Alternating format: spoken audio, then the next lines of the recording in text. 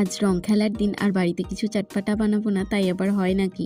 তাই সকালবেলাতেই কটা আলু সেদ্ধ করে নিয়েছিলাম, আর সেই আলুটাকেই কুচনো কাঁচা পেঁয়াজ, কাঁচা লঙ্কা, ধনেপাতা, নুন, ভাজা মশলা আর ঘুগনি দিয়ে ভালো করে মেখে নিলাম। আর রেডি হয়ে গেল আমাদের ফুচকার আলু মাখা। আর দোকান থেকে এক প্যাকেট ফুচকা কিনে নিয়ে এসেছিলাম আগের দিনই। এবারে সেই ফুচকাগুলোকে একটা একটা করে ভেঙে আলু ভরে রেখে দিলাম প্লেটে। টকজল আজ বানাইনি, কারণ আজ ইচ্ছে করছিল একটু দই ফুচকা খেতে, আর সেই মতোই সমস্ত কিছু প্রিপেয়ার করে নিচ্ছিলাম।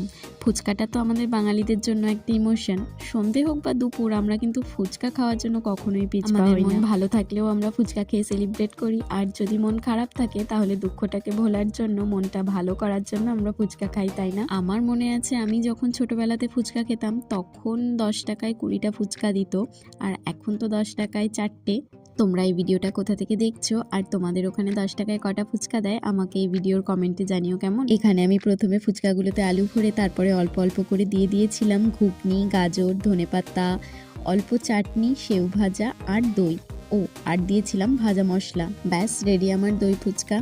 বেশ, আজকের মতো ভিডিওটা তাহলে এখানেই শেষ করছি। দেখা হবে নতুন একটি ভিডিওতে।